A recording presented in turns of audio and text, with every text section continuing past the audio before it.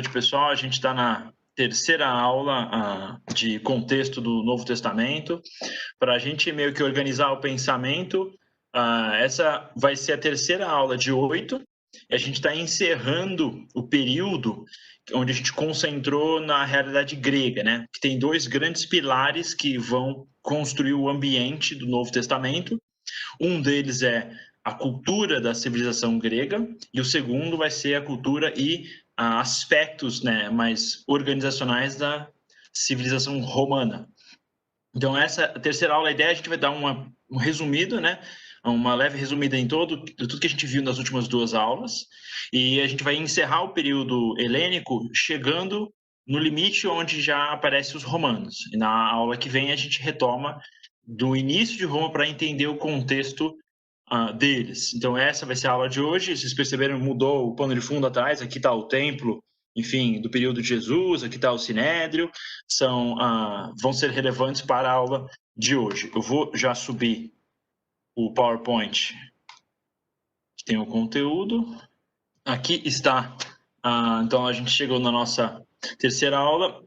Vou começar resumindo brevemente o que a gente estudou nas primeiras duas aulas, só para a gente manter a linha de raciocínio, né? Então, a gente falou sobre as três civilizações associadas à criação da cultura grega. Falamos sobre o começo, né? O Minotauro, a civilização minoica, onde tudo começa na ilha de Creta, e depois vai desdobrar na civilização micênica, associada à máscara de Agamenon, que vai ser a Península Grega como um todo, e depois o colapso dessa civilização com os dóricos. A gente já viu isso, né? Então, esse início foi criado, né? Várias coisas como o teatro, o ginásio, as Olimpíadas, a cultura grega, a democracia, a forma de administrar a sociedade, a língua grega, né? O linear A associado aos minoicos, o linear B associado, né, aos micênicos, e depois o grego koiné, que vai chegar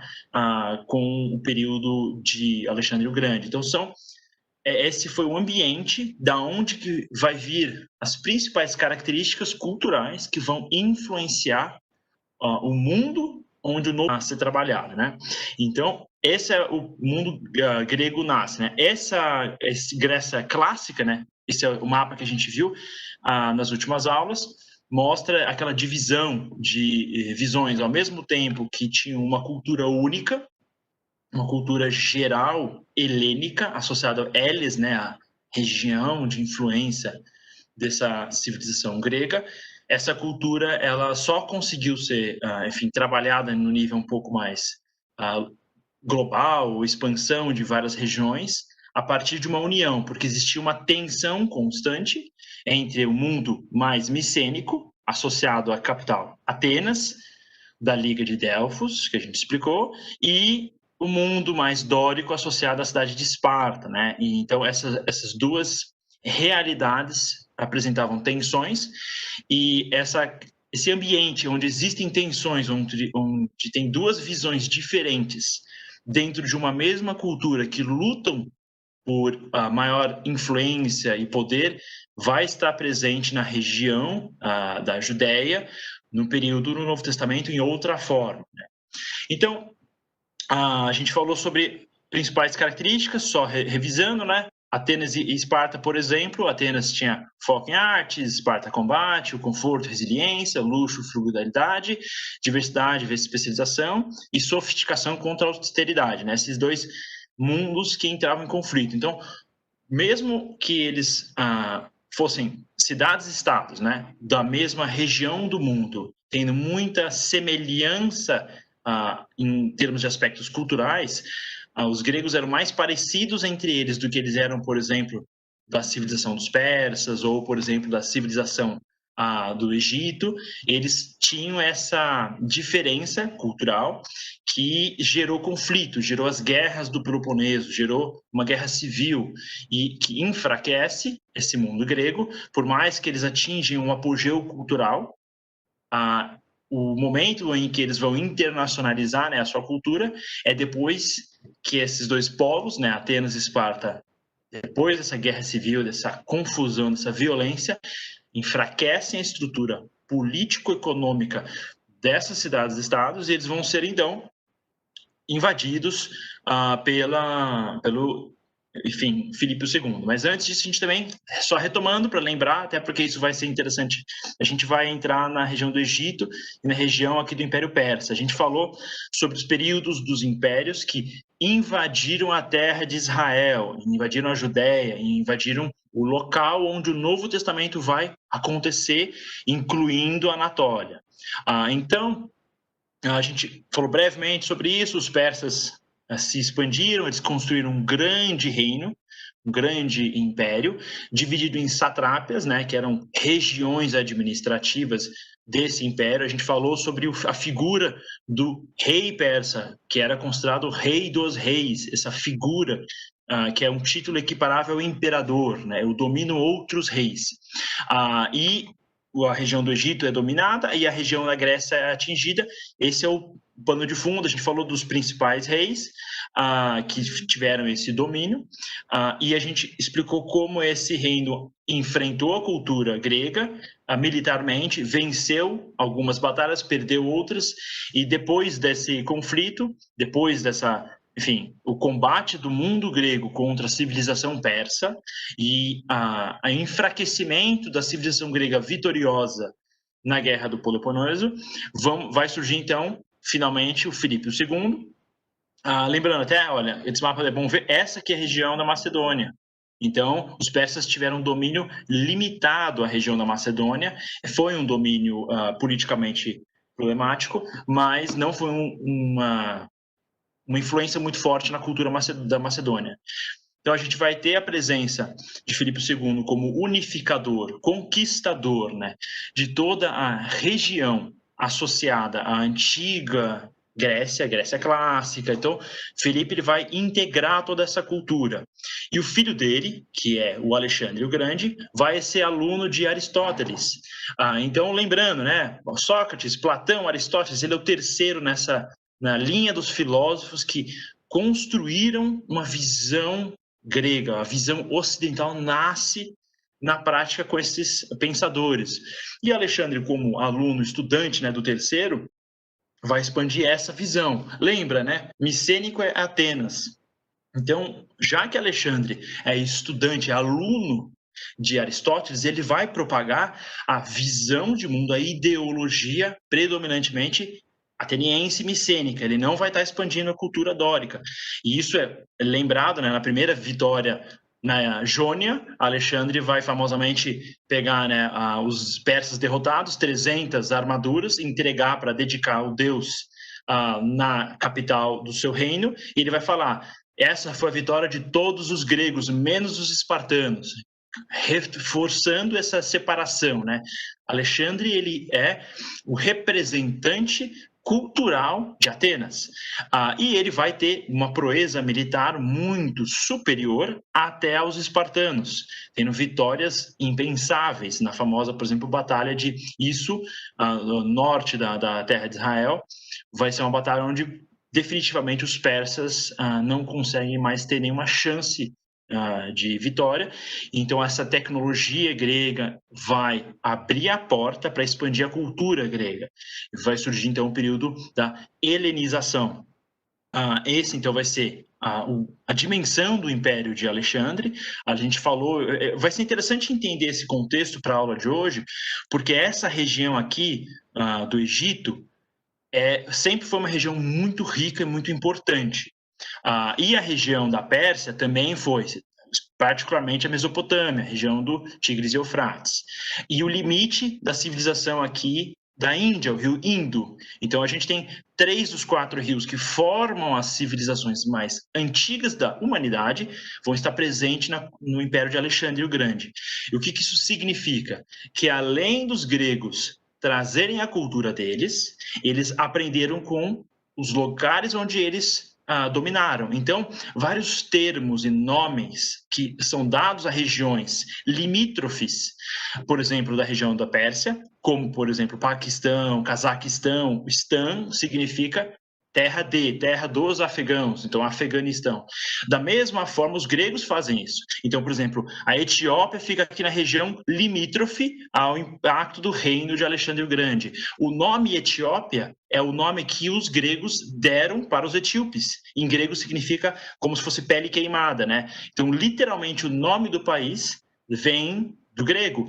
Egito, vendo a Egiptus também tem um nome original grego. Está associado, lógico, à divindade Ptah, que é uma divindade egípcia, mas os gregos, ao conquistarem, eles vão nomear. Hoje, se você começa a estudar qualquer área da matemática, biológica, qualquer área de estudo, voltando para a origem, é muito comum começar no grego. Não quer dizer que os estudos começam no grego. Quer dizer que o momento do Império de Alexandre, tudo que foi produzido no Egito, tudo que foi produzido na Mesopotâmia, tudo que foi produzido na Pérsia, vai ser incorporado nesse reino helenizado.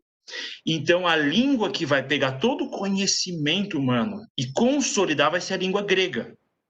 E isso é importante, porque o Novo Testamento vai ser escrito em grego e tem uma interligação direta com essa atitude mais global. A ideia é de pegar o que foi produzido no mundo todo, concentrar numa única região e trabalhar esse conteúdo, né? Além disso, então, assim, só para a gente resumir basicamente o período helênico, a gente falou, a cultura dos helenos, a Grécia, vai ter um auge aí de ciência, astronomia, matemática, medicina, enfim. E a língua grega, isso é um ponto que eu não falei na aula passada, né, mas a língua grega, ela, além de ser uma língua pasteurizada, a gente falou, né, vamos pegar essa língua e vamos expandir ela para todo mundo, então ela está em todos os lugares, né. A ideia era que eu associei até ao McDonald's para ficar fácil, né, então o grego cria o teatro, o ginásio, a academia, e daí você junta, né, a coca, a batata frita, o hambúrguer, e o Alexandre o Grande vai simplesmente abrindo franquias, então ele abre Alexandria no Egito, Alexandria não sei onde, Alexandria, ele vai abrindo franquias da civilização grega e vai expor a civilização grega e a cultura, mas ao mesmo tempo, a sofisticação da língua grega, ela é muito particular. Então, a gente pensa hoje, para fazer missões, se traduz o texto para a língua da pessoa auge, né? do povo que você pretende, enfim, instruir, ensinar e explicar. Mas aconteceu o oposto na época de Paulo. Isso já tinha sido feito com toda a região, tá todo mundo falando grego, então já tinha uma língua para ser usada. E tem um segundo fator interessante, é que a língua grega, ela é fruto da cultura grega também. Então eles vão pegar o alfabeto fenício, vão pegar, enfim, aspectos de outras civilizações, e eles vão trabalhar num projeto maior. Então, o logos, a palavra logos, que está associada a fundamento, a palavra, filosoficamente está associado a ordem, a conhecimento. Todos os filósofos gregos buscam o logos. Eu quero entender a razão da existência do ser humano. E essa é o principal enfim, objetivo dos gregos. E quando Paulo vai... Quando a gente pega, por exemplo, João 1:1, né? E tem no princípio era o verbo, ou no princípio era a palavra, né? A palavra em grego escrita é logos. Então, para descrever Jesus, né? Para descrever a relevância, enfim, de Deus na realidade, já se usa um termo que foi inventado na língua grega. E, lógico, tem vários outros exemplos no Novo Testamento, mas a língua grega, ela era uma língua sofisticada tecnicamente, não no sentido que ela é mais importante do que outras línguas, mas que a sofisticação, o nível de, digamos, capacidade de expressão de ideias era um pouco mais avançado dentro do contexto da civilização grega. Então, isso é um ponto muito importante. Vamos, então, começar propriamente a aula de hoje. O que a gente vai estudar, né? Depois que Alexandre morre, vai ter um período interbíblico, né? Acabou, enfim, fica até no livro de Daniel, até acho que no capítulo 11 a gente está chegando até Alexandre o Grande. É meio que assim, chegou ali, acabou, e você tem um período interbíblico entre o Antigo e o Novo Testamento. Basicamente, a gente vai estudar já o Novo Testamento, o que aconteceu entre esses dois períodos e qual que é o contexto onde Jesus de Nazaré vai nascer e qual que é o contexto onde os apóstolos vão fazer a expansão, né? Então, o contexto da região, a gente tem dois grandes reinos, a gente falou sobre a divisão, né? Se vocês forem perceber agora, lembra, já existia o reino aqui, existia uma influência aqui, no período antigo grego. Depois que acaba, enfim, o Império de Alexandre, ele só expande essa cultura, mas ele não tem um herdeiro. O fato dele não ter o herdeiro quer dizer que os seus soldados, os generais, as pessoas mais próximas a ele, é normal isso. Qualquer governo militar, se o líder morre, os seus segundo, terceiro em comando vão lutar para ter uma posição de influência. E já que Alexandre conquistou regiões que já eram administradas independentemente, os seus herdeiros vão basicamente usar uma estrutura já formada, já tinha um molde. Então aqui já tem um molde do Império Persa aqui em amarelo. Ou seja, alguém vai substituir o antigo imperador persa com um nome grego. Então, ao invés de ser a satrápia, ao invés de ser o rei persa, vai ser o estratego, o general grego. E daí esse general vai criar uma linha despótica, uma monarquia onde ele é rei e o filho dele vai ser o descendente que vai governar. No Egito, a gente tem uma tradição de praticamente 3.000 anos de dinastias monárquicas, onde a figura máxima é o faraó, e o descendente de Alexandre, né, o general que vai substituir o governo dele, vai se tornar o novo faraó. Então, você tem o antigo Egito, vira o Egito helenizado. O antigo mundo persa vira o antigo mundo helenizado. Então, tem essa transição de governo. Nesse ambiente de conflito político-militar, a gente vai ter dois grandes impérios que vão surgir, que vão desenvolver um conflito na região da terra de Israel. Isso vai impactar diretamente a história do povo judeu. Para eu entrar nesse assunto, então, o que eu quero começar explicando é o que é um Estado cliente. Porque hoje em dia, quando a gente estuda história, fica difícil entender. Você vê um reino, um império, você vê uma fronteira gigante, vê, por exemplo, essa região aqui, né? Você tem os persas, Macedônia, Trácia. Qual que era a relação efetiva entre o império, uma cidade-estado, um território conquistado? Porque hoje em dia os países têm nome, a gente já está na teoria geral do Estado, os países têm nacionalismo, você tem a língua única, a cultura, a Constituição Federal. Tem várias características que hoje consolidam o Estado. Na antiguidade não existia isso. O que existia era basicamente um local que garantia riqueza, é um rio, é uma fonte de rota comercial, montanhas que garantem segurança. Então você tinha fatores geográficos que permitiam a existência de um reino, e você tem uma estrutura meio que dinástica, imperial. Vamos para Creta, lembra? Creta começa com o Palácio de Knossos. A gente vai para o Egito, né? O termo faraó significa praticamente a grande casa, está associada ao palácio, a casa onde fica o líder dinástico da civilização. Então tem essa associação direta, né? Só tem civilização, só tem meio que um chefe, o Big Boss, o grande imperador, o grande rei. E daí a questão é que tem pequenos reis, senão não existiria rei dos reis. Então, essa relação do rei maior e o rei menor vai criar um modelo praticamente semelhante ao vassalo e o senhor feudal da Idade Média. É muito semelhante. E a ideia é muito simples. Se eu sou gestor da Grande Pérsia, do Grande Egito ou do Grande Império Helênico Grego, eu não preciso pegar a população da minha civilização e colocar em todos os lugares do mundo. Eu preciso só controlar esses lugares. E esse controle ele era feito muitas vezes com uma relação de um reino maior, que vai ser um reino principal, e um reino subordinado, um reino que vai ter uma subordinação política, que o principal aspecto disso é tributário. Daí a gente tem que entender o contexto. Quando Jesus é questionado, por exemplo, sobre dar o dinheiro de César, a gente não está num ambiente necessariamente de tributação do estado de bem-estar social, onde você paga imposto para ter transporte público, não é o mesmo ambiente, tá? A gente está num ambiente onde reinos menores são sujeitos a reinos maiores e são tributados para não serem massacrados. Então eu faço ao invés de eu ser conquistado, da minha cidade ser destruída, eu faço uma semi-aliança. E se a gente quiser ter uma relação hoje semelhante a isso, pensa na Guerra Fria. Cuba é um país pequenininho, Israel era um país pequenininho, mas os dois tinham por trás deles a União Soviética, Cuba tinha, e Israel tinha os Estados Unidos. Então, quando qualquer um deles foi ameaçado, o irmão maior fala, opa, não pode invadir não, segura aí, eu meio que vou ajudar, vou mandar soldado, vou mandar recurso. Era a mesma relação. Se eu tenho um pequeno reino, e do meu lado tem o Império Assírio e do outro lado tem o Império Egípcio, eu preciso escolher um império maior para eu estar associado. E isso é muito importante para os reinos menores. Então, esse contexto é interessante entender, porque isso impacta a história antiga, né, do povo de Israel, e isso impacta bastante a transição da terra de Israel para o Império Romano. É muito próximo, virou de Estado cliente para o Império Romano. Então, essa transição foi no período de Jesus. E isso é muito diferente do que a gente tem hoje.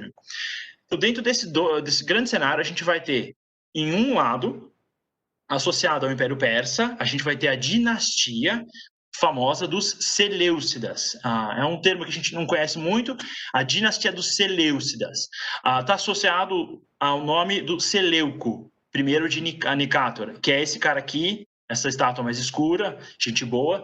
O Seleuco, ele era general, lutou, né, com Alexandre o Grande, e ele vai, na guerra civil entre os descendentes de Alexandre, ele vai disputar por poder e falar, eu quero ficar com essa região aqui. E ele foi tenente no exército e trabalhou diretamente abaixo de Ptolomeu I Sóter, que significa Salvador. O Ptolomeu vai, quando o Alexandre conquista o Egito, ele já acha o Egito o máximo. Então, antes da expansão do total Império Helênico, Ptolomeu já falou, nossa, essa terra eu quero ficar, gostei. Então, quando Alexandre morre, ele já volta e fecha a aliança política que ele já tinha pré-estabelecida. Então vai ter dois grandes povos, reinos, né, impérios que vão ser criados, só que, para a gente entender, um deles já era o Egito, helenizado, o outro já era meio que o Império Persa, helenizado. E esses dois impérios viram o Império Seleucida e o Império Ptolomaico, associado a Seleuco e Ptolomeu. E esse império, no começo, eles eram aliados, então Ptolomeu vai ajudar a Seleuco, outros líderes que queriam a região, para meio que consolidar esse novo império pós-Alexandre, só que depois que esse período passa, depois que os ptolomaicos se organizaram e os seleucidas se organizaram, a gente vai ter um período histórico onde os dois se tornam impérios independentes. Já passou Alexandre e já passou esses dois fundadores originais. E eles vão entrar em conflito, porque eles têm prioridades diferentes. Um desse exemplo que mostra isso claramente é que sempre teve conflito entre a região da Mesopotâmia, a Síria, Babilônia, Pérsia, qualquer nome, e o Egito. Sempre teve esse tipo de conflito, essa luta por influência na terra de Canaã, na região do Levante, na região da Coere-Síria, da Fenícia, toda essa região sempre foi disputada. E para que Ptolomeu pudesse se tornar imperador do Egito, ele tem que assumir o título que é do imperador desde 3.000 anos antes de Cristo. Na prática foi usado só a partir de mais ou menos entre 1500 e 1200, mas o título, né, a função desse imperador é o faraó. Então Ptolomeu vira um faraó. Essa estátua aqui mostra claramente como, por mais que ele era grego, ele é helenização, né, do Egito, o Egito tinha uma cultura tão pujante, tão forte, tão consolidada, que é uma das regiões que os romanos e os gregos menos influenciam religiosamente. Porque tinha tanta complexidade religiosa no Egito que, basicamente, você não precisa da influência dos gregos. Ao mesmo tempo, o Egito ele é a província mais rica do Império Assírio, depois quando a Babilônia tenta tomar e não tem muito sucesso, dos persas, muito mais rico, do Império Romano, do Império Grego, sempre o Egito é a província mais rica. Para vocês terem uma ideia do nível da riqueza do Egito, o monopólio de rota de especiaria que o Egito tinha com as Índias para fornecer o Ocidente com esse recurso só foi interrompido por Portugal no século XVI. Então, é muito tempo. A gente está falando de milhares de anos onde a conexão da Índia, do sudoeste, da Ásia, maritimamente com o Golfo Persa e com, enfim, a região da Península do Sinai, que integra diretamente a Europa. Então, é uma província muito rica. E segundo, é o melhor rio que você tem no mundo antigo. O Nilo é perfeito, porque além de você ter um bom rio, você tem um deserto de não sei quantos quilômetros para cada lado, que os seus inimigos viram tudo a múmia. Se alguém quiser invadir o Egito, acabou, o cara vira poeira. É muito difícil. Então você tem um rio muito bom, com defesas naturais. E a gente já falou sobre isso, sobre a riqueza de um povo antigo. Ela é diretamente associada à capacidade do povo produzir comida. O Egito tem a maior capacidade de produção de comida, então ele vai alimentar, por exemplo, Roma. Na época do Novo Testamento, a Roma importava basicamente, assim, quantidades absurdas de trigo diretamente de Alexandria, ao ponto do povo egípcio passar fome. A famosa política de pão e circo. O circo é grego e o pão é egípcio. O pão foi trigo plantado na região do Nilo. Então, basicamente, é fundamental a província egípcia, né? O reino de Ptolomeu ele pode ser menor do que o de Seleuco em termos de geográficos, que a gente viu aqui, né? Ele é menor em termos de espaço, mas ele é muito mais rico na prática. Então, aqui, então, tem um mapa aqui. Aqui a gente consegue ver o nível do impacto, né? Tem a ilha aqui de Chipre, vai até Cirene, que era uma colônia grega da época dos micênicos, vai dominar até o sul no reino da Núbia. Aqui o reino nabateu são os proto-árabes, né, os árabes na época antiga. E olha a fronteira aqui, a famosa cidade de Tiro, que é conquistada por Alexandre nas invasões. A Gaza, aqui está a terra antiga de Israel, né? E o reino de Seleucida vai até a Báctria, vai até próximo da Índia. Aqui a capital antiga persa. Então esse é um reino muito mais amplo territorialmente, geograficamente, mas menos rico em termos de capacidade de produção de agrícola e interconectividade comercial. Era mais barato você ter um produto aqui da Índia, você ir por navio até essa entrada perto de Mênfis, do que atravessar a rota da seda terrestre. É muito mais trabalhoso. E você tem muito mais risco de inimigos, por mais que seja um império enfim, unificado. Então, depois que Alexandre morre até o Novo Testamento, a gente vai ter muita confusão nessa fronteira aqui, que é exatamente a terra de Israel. Então assim, para a gente entrar nessa confusão, vai acontecer essas guerras sírias, né? Eu não mencionei mas aqui são 6 guerras sírias que vão acontecer entre essas duas dinastias, né? Então, eu não vou entrar em todas as guerras, que acho que é muita informação, é meio cansativo, mas basicamente os 2 filhos, né, dos herdeiros dessas dinastias, que é o Ptolomeu II, o Filadelfo, e o Antíoco Sóter. Fica fácil depois de lembrar, porque daí fica tudo Ptolomeu e tudo Antíoco. Então, a criatividade na época era bem pequena, bem zoada, mas isso é bom. Quando você tem democracia, cada presidente tem um nome. É bom da monarquia que você tem Ptolomeu por 300 anos. É Ptolomeu, é só botar o número atrás. Então, você vai ter sempre o embate entre os Seleucidas, normalmente vai ser um Antíoco, contra um Ptolomeu, normalmente, enfim, quase sempre vai ser Ptolomeu, porque eles não têm tem menos criatividade que os Seleucidas. E essas batalhas vão começar mais ou menos 274, né, e vão até mais ou menos 1160 e pouco. Então é quase 100 anos de guerra constante, só trocando. Cada vez que para uma guerra, a gente começa outra. E as guerras, elas basicamente eram por expansão territorial. Então aqui, olha, a região da Coele Síria, região da Síria, região da Mesopotâmia e a região da Fenícia e da Palestina, ou antes era chamada Canaã, né? Essa região toda aqui é disputada. Os Ptolomeus vão querer subir e os Seleucidas vão querer descer. Então vai ficar esse constante conflito, né? Inclusive, o pessoal, tem gente que interpreta o livro de Daniel, capítulo 11, né? O reino do norte e o reino do sul. Em relação a Israel, o reino do norte sempre vai vir de cima, Seleucidas, e o reino do sul vai vir de baixo, que é os Ptolomeus, né? Então tem uma interpretação que conecta, né, essa parte de Daniel com esse conflito, por exemplo. Daí, basicamente, esses conflitos vão gerar algumas vitórias. Dependendo da vitória do lado, elas se encerravam com casamento, muito comum, com troca de terras. Então, beleza, fica com um pouco mais de praia aí perto de Israel e você ganha a guerra. Às vezes, eles tinham revoltas internas na base, então o Ptolomeu está lutando. Tem uma revolta na base, ele tem que cancelar a guerra e voltar e resolver a revolta. E Roma já começa a se tornar um reino relevante, né? A gente vai entrar em Roma na próxima aula, mas eles já começam a ficar importantes nessa época da história e eles começam a interferir, porque Roma já está importando trigo de Alexandria, a cidade que Alexandre funda e que vira a sede e digamos, a referência do governo ptolomaico do Egito helenizado. Então, Roma tem interesse, é que nem os Estados Unidos tem interesse que as guerras no Oriente Médio mantenha o seu recurso de petróleo. Mesma lógica, o Império Romano tem interesse que o Egito mantenha fornecendo trigo, porque você só tem a política de pão e circo e o exército feliz se você tiver pão. Então, é muito importante esse recurso para Roma. Então, eles vão entrar no conflito sempre. Roma entra meio que assim, cara, segura aí, eu quero comprar meu pão. É basicamente isso, nada muito complexo. Então, começam essas guerras, vão ter várias delas. Começa com os filhos, né, dos generais de Alexandre e vai para os seus respectivos descendentes. Para a gente ter uma ideia do nível da relevância do reino ptolomaico, acho que a cidade de Alexandria é uma boa referência, né? Porque a cidade acaba sendo o pináculo da civilização. Ela vai puxar toda aquela cultura que veio do Oriente Médio, que veio do Egito, e ela vai querer organizar. E Ptolomeu, a linhagem ptolomaica, eles eram amantes ao conhecimento. Então, eles realmente queriam ter mais acesso à informação. Isso era uma atitude geral da linhagem, né?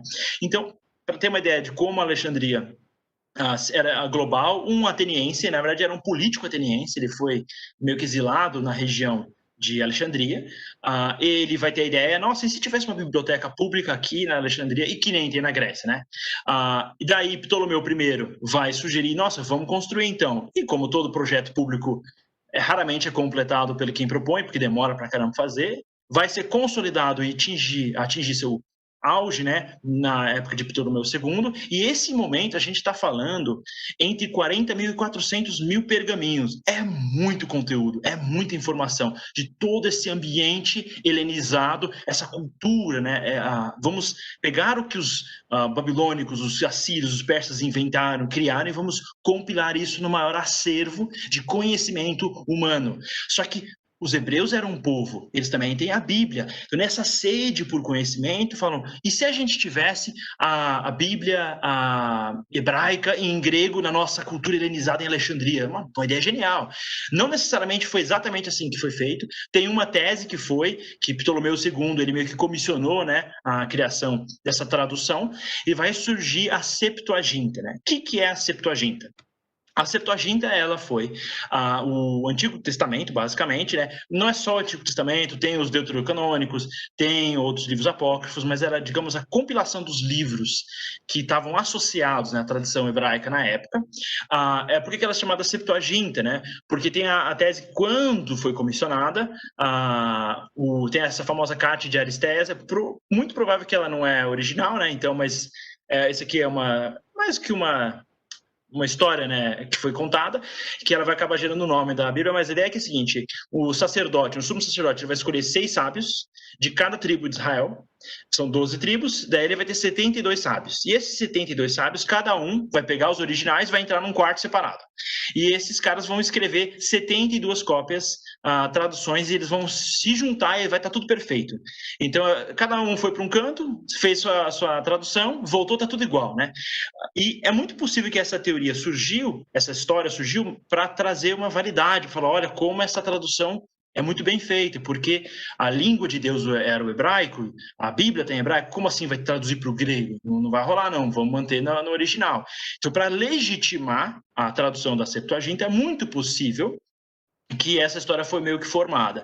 De qualquer forma, historicamente, essa tradução ficou pronta por volta do 2º século antes de Cristo, e ela vai ser a base grega desse mundo helênico, onde os romanos chegam, o romano constrói tudo em cima dos gregos. Então, os gregos veem as estátuas egípcias e fazem estátuas melhores, os romanos vêm e copiam. Criatividade bem limitada, mas basicamente os gregos descobrem, entendem, criam, e os romanos copiam.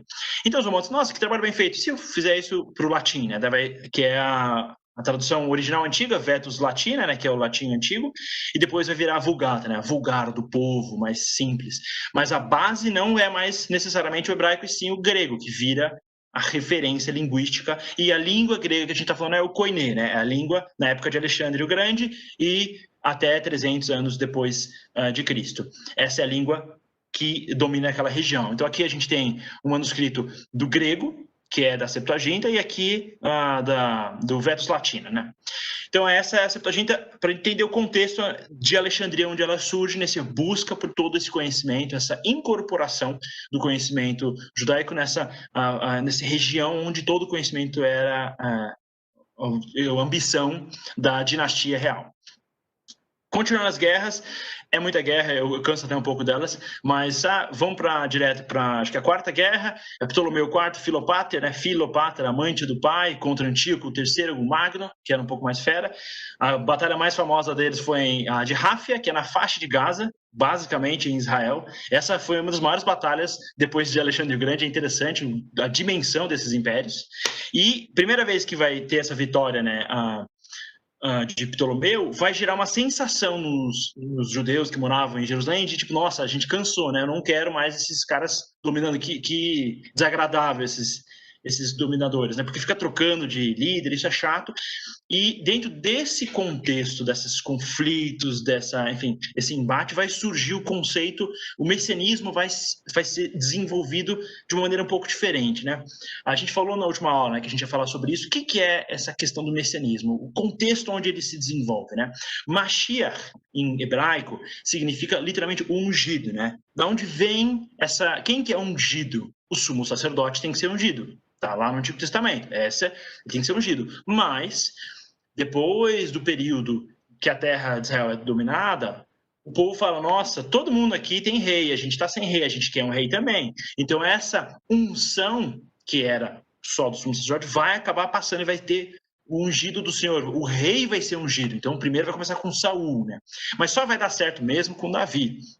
Então, essa dinastia davídica, que vai formar a espinha dorsal da estrutura da monarquia de Israel, vai ser a referência para sempre, mesmo depois que o Império dá ruim. Então, depois que o Império, o reino, né? Quando os judeus estão na Babilônia, no cativeiro, nossa, a esperança é a dinastia de Davi retomar, porque é a aliança que Deus fez. Então, a ideia é aguardar um rei. Em que contexto? Daí a gente pensa... Se a gente tiver nosso rei, ele pode até ser um cliente-estado de outro império maior, mas pelo menos é nosso rei, um rei judeu, um rei que representa a lei mosaica. Então, nesse contexto, vai surgir a ideia de a gente quer um Mashiach, um Messias, que vai vir aqui resolver o nosso problema político, econômico, social, cívico. Esse é o objetivo que está na cabeça de muitas pessoas, num contexto onde Israel virou campo de batalha de impérios que estavam aproveitando da região. Então eles querem, cadê o rei Davi? Cadê esse descendente que vai suprir essa necessidade, né? Por isso que vai ter apóstolo, que está associado, não necessariamente era um zelote, mas conhecido como zelote. Os zelotes eram um grupo que não era muito chegado no domínio estrangeiro, né? Vamos matar os inimigos. Então, essa ideia está por trás até das pessoas que seguiram a Jesus. Não necessariamente os apóstolos, mas a visão geral era assim, cara, esse Messias vai resolver o nosso problema político. Então, quando Jesus fala para amar o inimigo, não é um hippie hoje na Paulista falando, você tem que amar seus inimigos. Não é isso, no contexto de liberdade, de democracia, não é assim. O contexto do Messias no Novo Testamento é assim, a gente foi dominado, tem guerras aqui, eles invadem essa região e tem muito problema. Então é outro contexto. Eu vou entrar aqui, por exemplo, em Antíoco Magno, ele vai depois, ele perde a batalha e Israel é conquistado, né? Daí ele vai libertar a Judéia. E ele vai até fazer algumas coisas boas. Antíoco III ele era um cara mais tranquilo, né? O filho dele é uma desgraça, mas ele era um pouco mais tranquilo. E ele vai expandir, você vê no mapinha, né? Toda a parte roxa ele vai conquistar, retomar essa região aqui toda dos Ptolomeus. Ele vai pegar alguns judeus que tinham sido mantidos em cativeiro na Babilônia e vai reassentar eles em outros lugares do seu próprio império.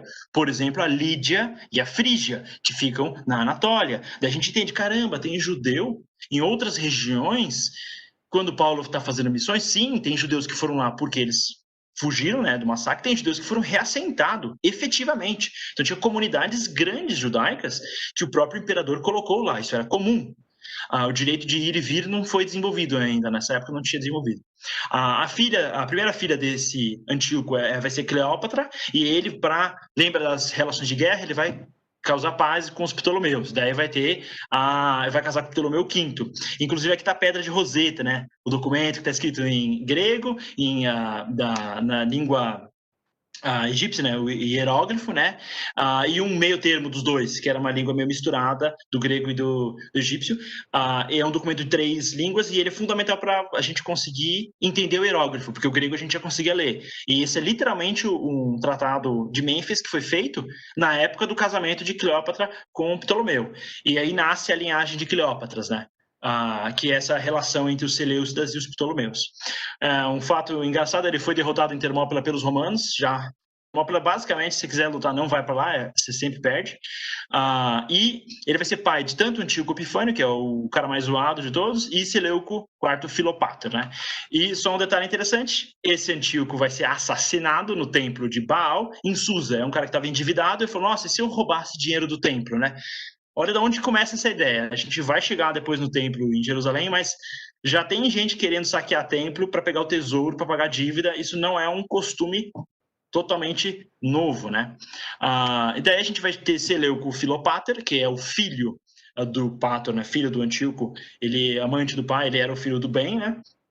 E ele vai falar, nossa, ainda estou endividado, meu pai foi assassinado roubando o templo lá em Susa, e se eu tentar pegar o dinheiro que está no templo de Jerusalém? Ouvi falar que os judeus são organizados com dinheiro, talvez eles tenham bastante dinheiro lá, vou roubar. Mas eu não vou lá pessoalmente, meu pai foi morto, né? Eu vou mandar Heliodoro, né? Heliodoro, desculpa. Heliodoro vai ser enviado, e Heliodoro é engraçado, né? Porque ele vai tentar invadir, e isso é mencionado, inclusive, muito da história desse período de Flávio Josefo, que é um historiador judeu romano, e do livro de Macabeus, que são livros deuterocanônicos que estão na Bíblia católica e não na Bíblia protestante, até porque Deutero, né, a ideia é Deuteronômio, é a segunda lei, eles são o segundo cânon, então ele foi só inserido no período da Reforma Protestante, da Contra-Reforma. Mas essa pintura de Rafael do Renascimento, ela mostra que Heliodoro tenta roubar o templo em Jerusalém e ele toma uma surra da galera e ele fala que era tão assustador que eram anjos, estavam lutando, e ele foge. E daí ele fica meio revoltado e mata o Seleuco, né? Super estável esse cara, né? Mas basicamente foi a primeira tentativa de vamos saquear o templo em Jerusalém. E dá ruim, né? Daí a gente chega, só para entender o contexto, né, do momento, vão surgir 2 movimentos, que é o movimento dos Tobíadas e dos Oníadas, né? Tobíadas é a região aqui de Amon, era uma região mais helenizada, então eles são filo-helenos, eles curtem os gregos, eles gostam de coisa grega. E Oníada, ele era sumo sacerdote, né? Onias, o terceiro, e ele quer preservar a lei judaica, mosaica. Esses 2 são os polos que vão, os Tobíadas são os protos saduceus e os Oníadas são os proto-fariseus, é o início do pensamento deles, né? Então, o irmão de Onias, né? Ele é um roleiro, o Jazão, ele já helenizou, o nome dele era Josué, já muda para Jazão, é o curto os gregos, o negócio é Grécia. Daí ele vai fazer um rolo com o Antíoco Epifânio, que vai suceder, né, o Filopater, o Seleuco, e ele vai tomar a função de sumo sacerdote, que era uma função político-religiosa dentro da região de Israel. E Jazão, ele é tão esculhambado que ele vai construir um ginásio perto do templo. Lembra, a gente falou do ginásio, onde pessoas fazem esporte nus, totalmente sem roupa. Então, assim, caramba, o lugar mais sagrado da tradição judaica tem gente sem roupa lutando, greco. Caramba, que isso? Então, é o nível de conflito, do embate.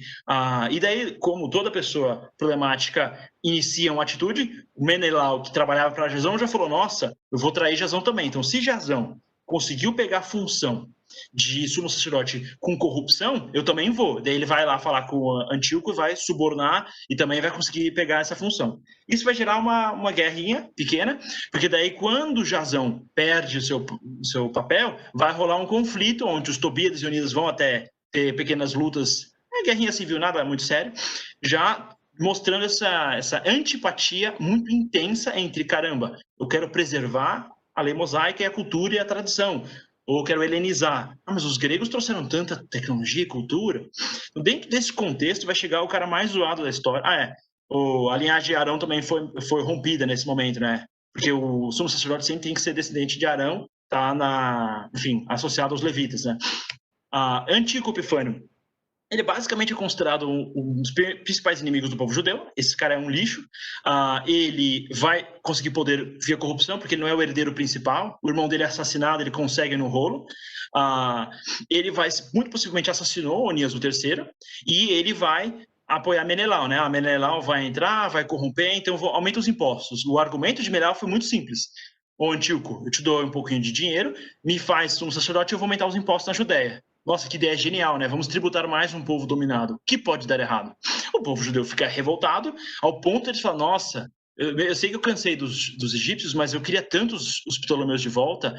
E os Ptolomeus estão apoiados por Roma, a gente sabe, porque romano quer comer o seu pãozinho no café da manhã, então precisa dos Ptolomeus para exportarem trigo de Alexandria.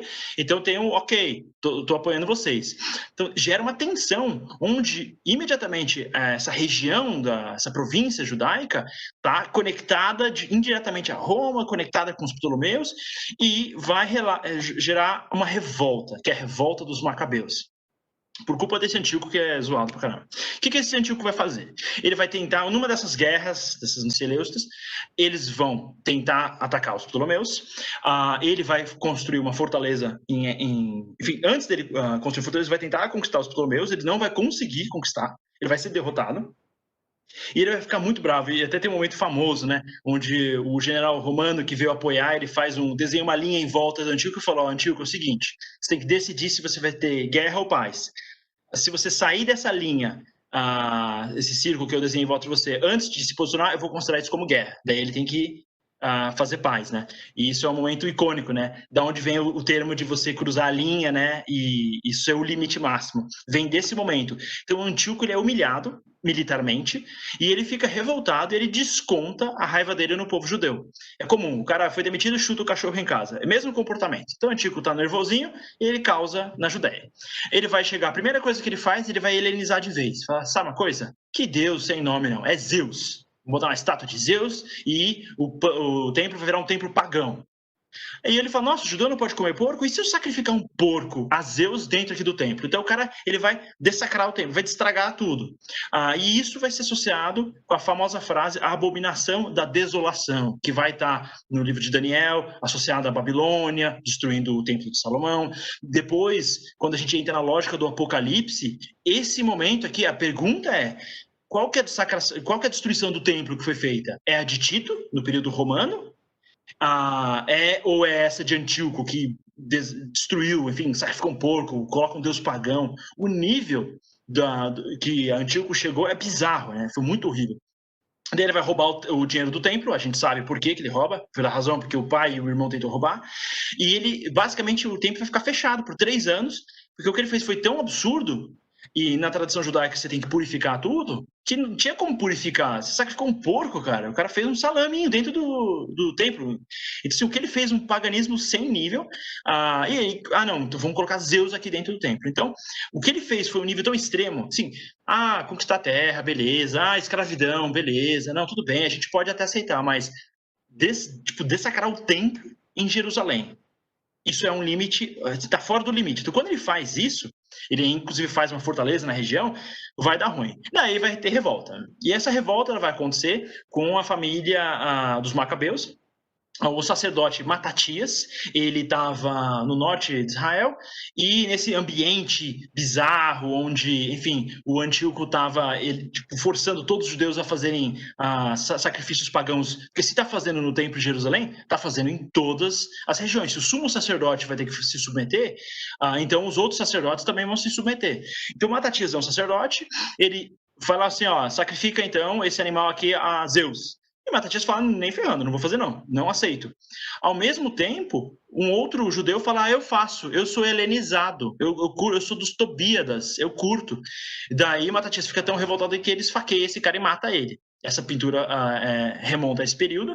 E os filhos dele, Judas, Macabeu e Simão Cabeça, sai matando todo mundo, mata os gregos, enfim, que estavam na região.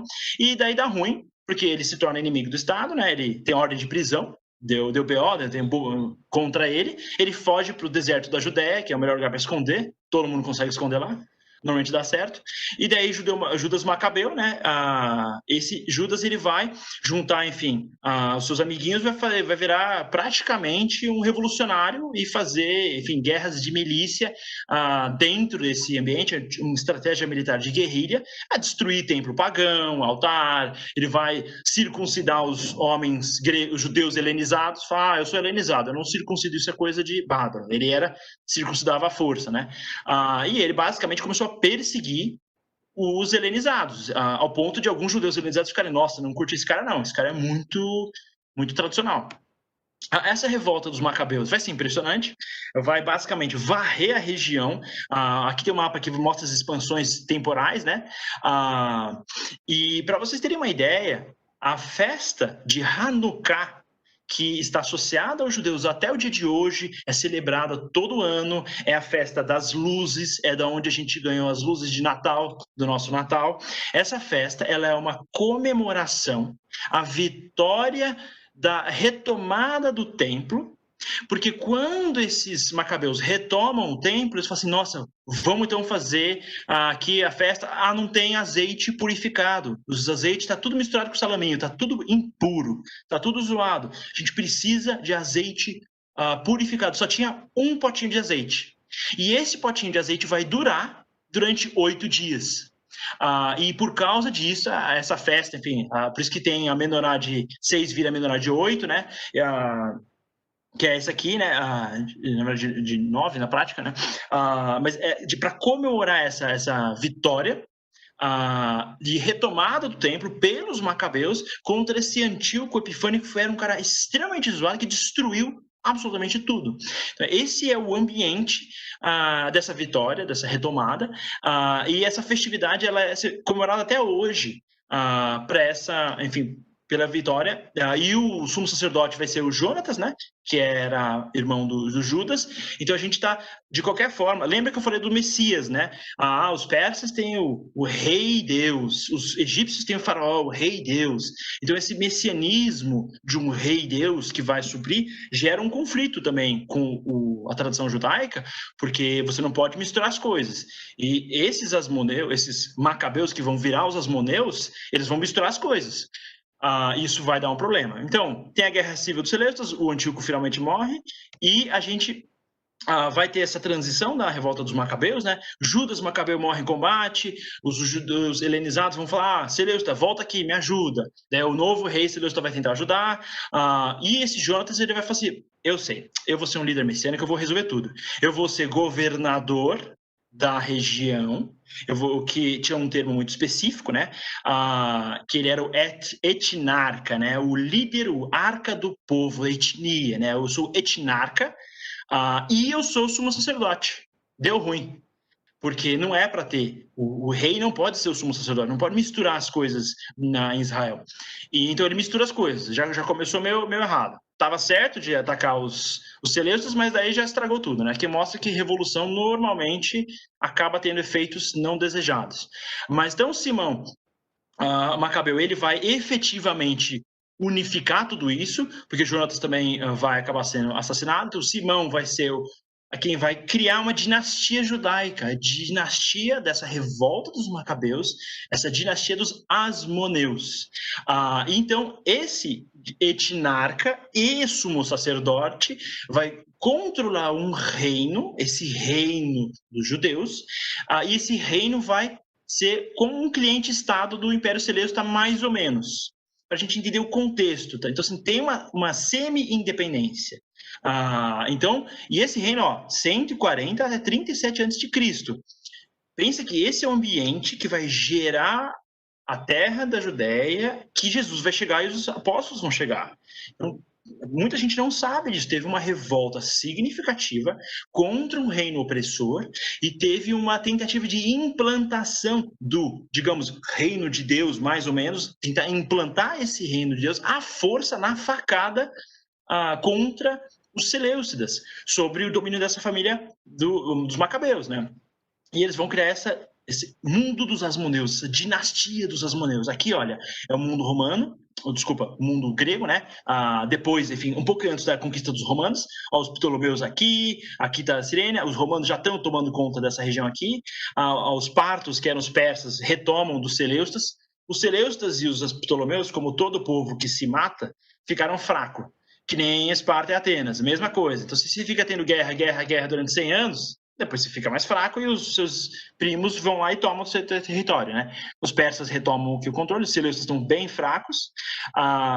Inclusive, uma memória relevante dos grandes impérios Seleucida e Alexandria são as capitais, e Ptolomeu, né? Que é Alexandria e Antioquia. E quando o cristianismo se desenvolve, Antioquia e Alexandria vão acabar sendo polos do desenvolvimento do cristianismo primitivo. O apóstolo Marcos vai desenvolver a igreja em Alexandria. Então, por mais que os impérios perderam relevância, as cidades só vão ser, enfim, culturalmente fragilizadas com a invasão dos muçulmanos 700 anos depois. Então, na prática, ainda vai ter uma influência muito grande. E aqui está o reino Asmoneu, no período, controlaram uma região significativamente grande nesse período, né? Então, essa dinastia Asmoneu é um reino semi-independente, eles vão ter guerras, vão expandir devagarzinho, cada expansão vai ter um macabeu assassinado, mais ou menos, eles vão ter conflito com os Seleucidas, vão ter uma prosperidade econômica e eles vão instituir, ou digamos, reinstituir o Sinédrio. Aqui no videozinho tá vendo, aqui, esse aqui é o Sinédrio no período romano, esse prédio vermelho. O Sinédrio vai ser reinstituído no período dos Asmoneus. Nesse contexto, se o mundo grego tinha assembleia, aí a gente vai fazer a nossa assembleia. Então, o Sinédrio vai ser desenvolvido desse período, e os saduceus e os fariseus, que se desenvolveram daqueles movimentos pró-helênico e pró-lei mosaica, vão ter o seu conflito político de influência no Sinédrio, com saduceu versus fariseu. Vamos ser mais helênico, mais liberal, vamos buscar o sucesso econômico, cultural, tecnológico, vamos ter mais ciência, ou lei mosaica, mais conservador, mais tradicional. Esse conflito vai existir dentro do Sinédrio no período de Jesus, né? Então, basicamente, eu só vou entrar isso na aula que vem, né, a parte dos romanos, mas os herodianos, a família Herodes, que vai estar no governo no período de Jesus, eles casaram com descendentes da dinastia dos Asmoneus, para falar, olha, judeus, eu sou descendente daquele povo que lutou para sua independência. Ao mesmo tempo, ele vai estar com um rolo esquema com Roma. Então, ele quer apaziguar o povo. Eu sou tanto associado a esse povo asmoneu quanto aos romanos. Então, vai ter esses casamentos. Aqui é uma dinastia, uma linha dinástica, né, dos Asmoneus. Só para vocês terem uma ideia, então aqui está Matatias, né, que é o sacerdote que decidiu assassinar, né, o judeu que tentou fazer o sacrifício no templo. Não era no templo, na verdade era numa cidade menor, mas num altar, né, pagão. Judas Macabeu vai ser o filho que vai organizar e Simão Macabeu, que é o outro irmão, vai ser quem vai instituir a dinastia dos Asmoneus propriamente dita. Então aqui depois vai ter Matatias, Judas, né? E aí o João Hircano vai ser quem vai governar depois de Simão. E depois disso vai para Alexandre. Enfim, tem a famosa Salomé, que era, enfim, uma descendente casou com a família deles, e ela era uma pessoa que buscava cultura, e ela que estava na influência principal quando reinstituiu o Sinédrio.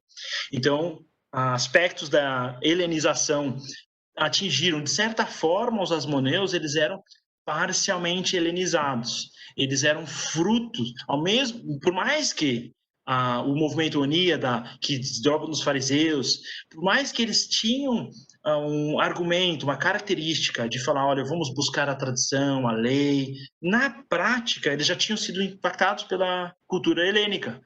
Então, não tem mais como deshelenizar 100%. Eles tentaram, inclusive, deshelenizar. É engraçado que quando o Jasão, né, vai fazer o ginásio, vamos colocar gente semi-nua, lutando aqui, totalmente nua, do lado do templo.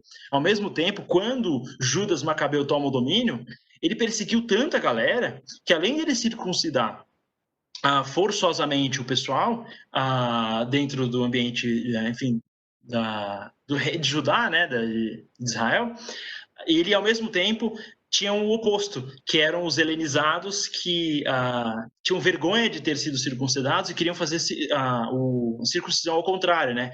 Para conseguir lutar no ginásio e participar das festividades greco-romanas na prática, né?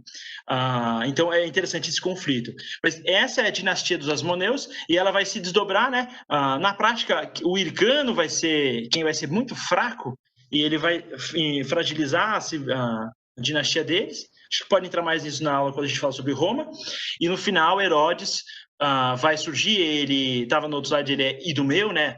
Idumeu é da região do sul, Edom, Edomitas, que nem Amon, Amonitas, as regiões associadas a eles.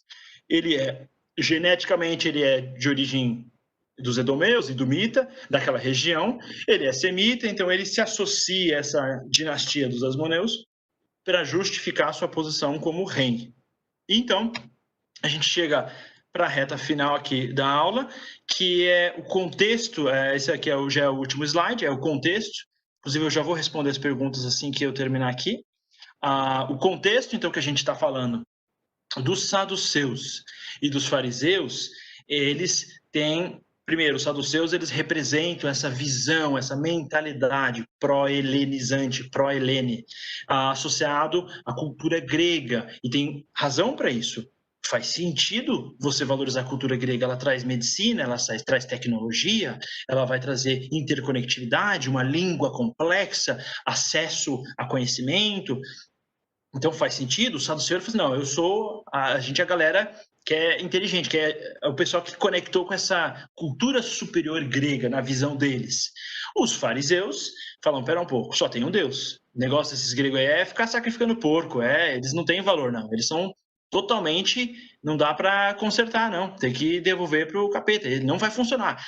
Preserva o quê? A cultura e a tradição associada ao judaísmo, que não foi desenvolvido. O judaísmo atual ele é diferente, falando da lei mosaica, das tradições associadas. O templo operava normalmente, tirando quando o Antigo fez a bagunça lá, o templo operava, tinham sacrifícios normais, seguiam a lei, tentavam seguir a lei do Antigo Testamento. A ideia do fariseu é, vamos seguir a lei. Então, se o fariseu vai confrontar Jesus, a lei é a base. Que lei?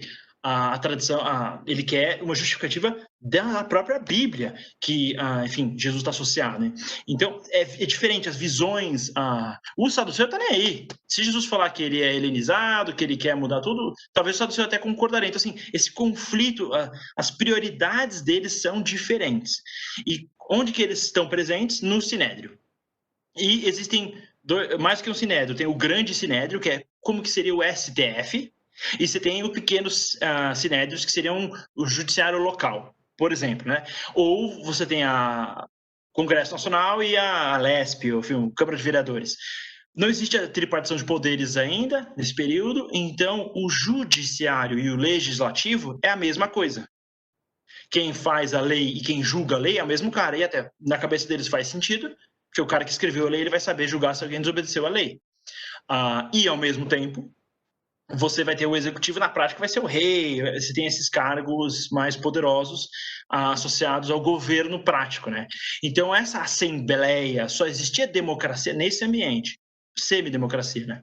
Então, essa assembleia sentada, ela é composta, membros da assembleia incluíam o sumo sacerdote, ele era membro.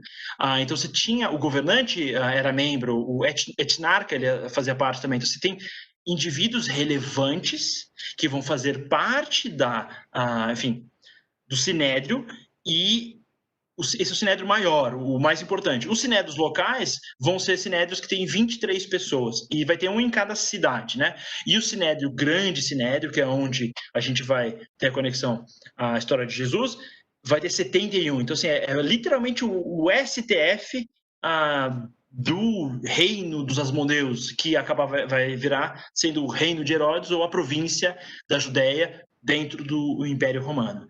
Então, esse é o contexto que a gente, enfim, está trabalhando.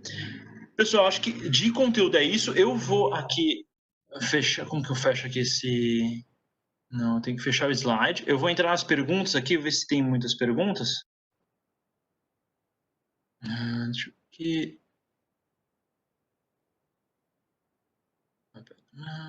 Vou fechar aqui, só ver as perguntas. A gente tem... aqui me perguntaram. No YouTube... Peraí... Boa noite. Aqui, ó. Mashiach ben Yosef e Mashiach ben David vem desse conceito.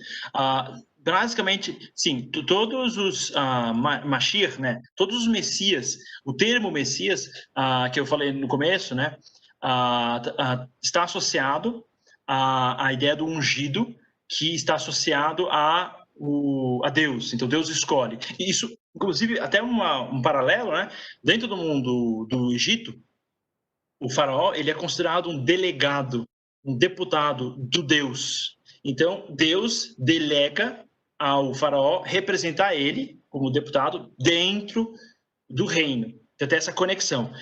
A ideia de que o governante está vinculado a Deus diretamente. Então, Mashiach, a unção, o ungido, é como se Deus, o Deus da Bíblia, o Deus da Torá, o Deus hebreu, ele está falando, esse é o cara. Confia nele. Então, quando você tem... A pergunta era se o Mashiach ben Yosef e Mashiach ben David vem desse contexto, é exatamente isso, essa integração, porque tem as alianças do Antigo Testamento, as alianças que Deus faz com o povo de Israel, o desdobramento é de Davi, então a continuação é o do ungido. Então, hoje, se você busca, né, o anticristo vai falar que ele vai ser o ungido.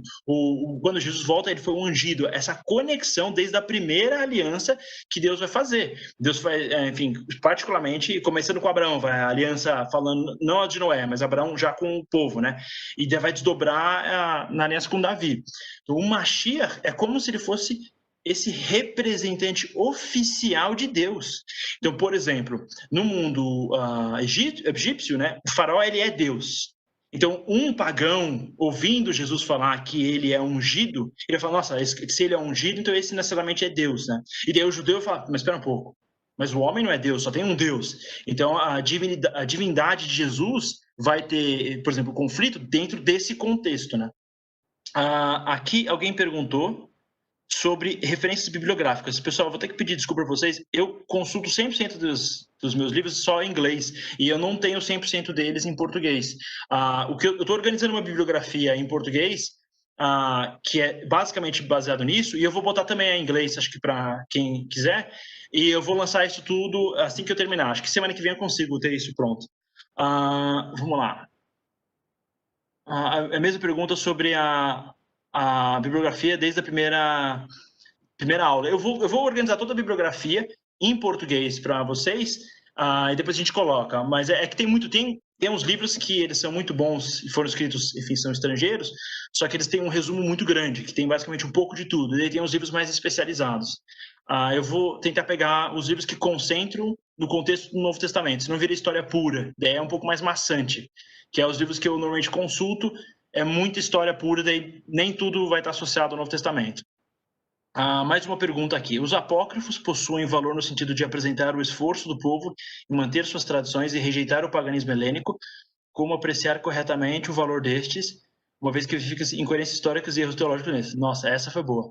Eu vou ter agora que explicar como usar os apócrifos sem ser apedrejado. Basicamente, os apócrifos, eles não são considerados cânon ou palavra revelada.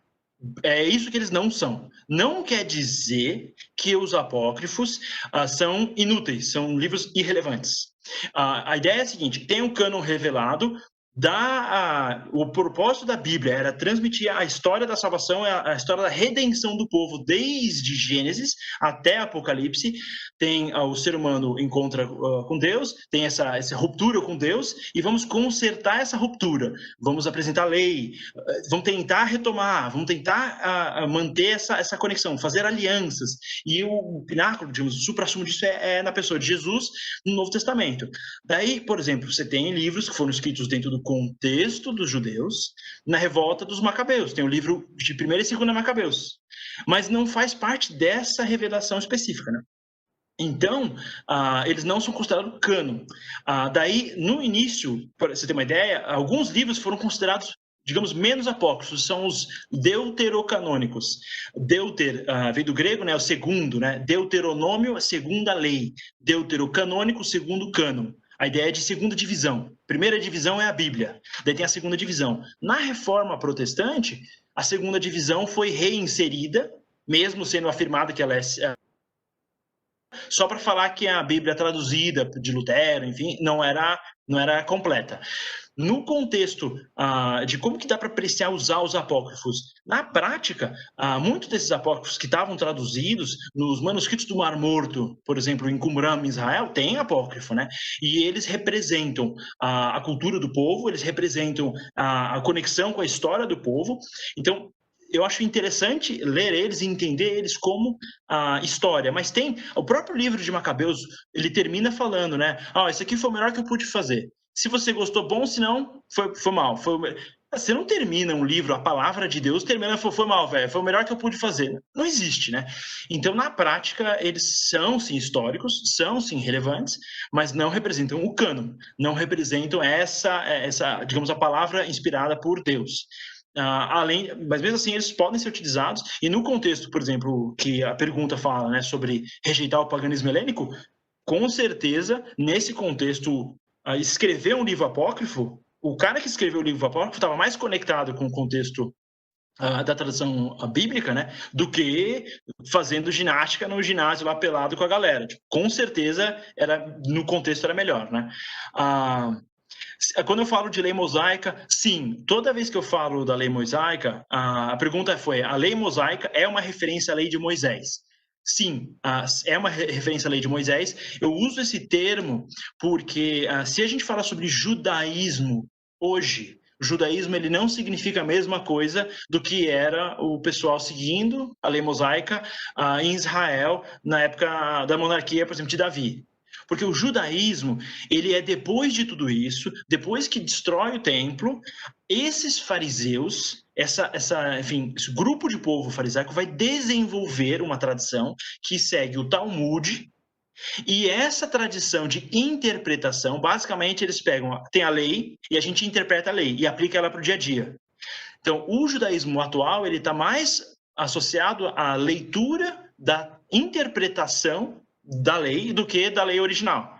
Então, você lê o Talmud, que é esses estudos desses rabinos. Então, vai surgir os fariseus que são rabínicos, vai surgir esse rabinato farisaico, né, que se desenvolve, e isso vai ser o judaísmo, que depois que os judeus se espalham na Idade Média, por exemplo, vai ter essa tradição judaica.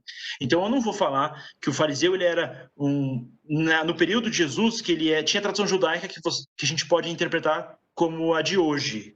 É antes disso. O fariseu, no período de Jesus, ele está associado à vontade de retomar a lei mosaica, a lei de Moisés, a Torá, o Pentateuco, né, a Tanakh, os escritos, e eles concentram o estudo nisso. A gente vai ler o livro de Daniel, vamos ler os profetas, vamos ler as crônicas, a história dos reinos de Israel. Eu estou na Babilônia, eu estou no mundo grego, eu estou sujeito a um outro rei, eu vou ler sobre a gloriosa monarquia de Salomão. Então, esse estudo. Isso era o objetivo, e a lei efetivamente é a lei mosaica, porque é a que vale na prática até hoje dentro dessa visão. Vamos lá, manda mais.